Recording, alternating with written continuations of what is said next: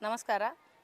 ನನ್ನ ಹೆಸರು ಲಲಿತಾ ನಾರಾಯಣ್ ಕಂದಗಲ್, ರಾಜ್ಯಶಾಸ್ತ್ರ ಉಪನ್ಯಾಸಕಿ, ಬಾಲಕರ ಪದವಿ ಪೂರ್ವ ಕಾಲೇಜು ಗಂಗಾವತಿ. ನನಗೆ ಈ ಆನಾಪಾನಸತಿ ಧ್ಯಾನ ಪರಿಚಯ ಆಗಿದ್ದು 2011ರಲ್ಲಿ.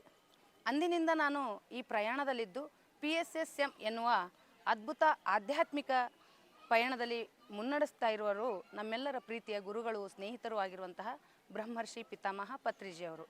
ಯಾವತ್ತಿನಿಂದ ನನ್ನ ಜೀವನ ಈ ಧ್ಯಾನದಲ್ಲಿ ಬಂತು, ಆವತ್ತಿನಿಂದ ನನ್ನ ಜೀವನ ಸಂಪೂರ್ಣವಾಗಿ ಪರಿವರ್ತನೆ ಆಯಿತು. ತಮಗೆಲ್ಲರಿಗೂ ಗೊತ್ತಿರುವಂಥದ್ದು, ಈ ಧ್ಯಾನದಿಂದ ಮೊದಲನೇದಾಗಿ ಸಂಪೂರ್ಣ ಆರೋಗ್ಯ, ನಮ್ಮಲ್ಲಿ ಆತ್ಮವಿಶ್ವಾಸ, ಮತ್ತೊಂದು ಜೀವನವನ್ನು ಆನಂದಮಯವಾಗಿ ಕಳೆಯುವಂಥದ್ದು.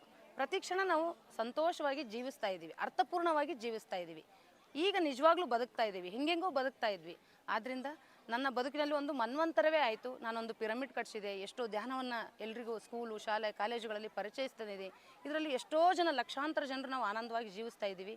ಅಂತಹ ಜೀವನವನ್ನು ನಮಗೆ ಮತ್ತೊಂದು ಪುನರ್ಜನ್ಮವನ್ನು ಕೊಟ್ಟಂತಹ ಪತ್ರಿಜಿಯವರಿಗೆ ನಾನು ಭಾಳ ಋಣಿಯಾಗಿದ್ದೀನಿ. ಅವರ ಮುಂದಿನ ಪೀಳಿಗೆಗೂ ಕೂಡ ಪತ್ರಿಜಿ ಸರ್ ಅವರು ಪರಿಚಯ ಆಗಬೇಕು. ಮತ್ತು ಅವರ ಒಂದು ಸವಿ ನೆನಪಿಗಾಗಿ ಅವರ ಸಮಾಧಿಯನ್ನು ಶಕ್ತಿಸ್ಥಲಾಗಿ ರೂಪಿಸಲ್ಪಡ್ತಾ ಇದೆ.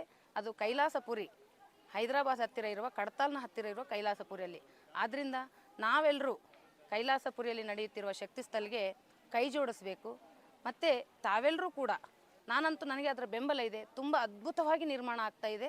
ಅದಕ್ಕೆ ನಾವೆಲ್ಲರೂ ಬೆಂಬಲವಾಗಿ ನಿಲ್ಲೋಣ ಅಂತ ಹೇಳ್ತಾ ನನ್ನ ಮಾತುಗಳಿಗೆ ಪೂರ್ಣ ವಿರಾಮ ಮಾಡ್ತಿದ್ದೀನಿ. ಧನ್ಯವಾದಗಳು.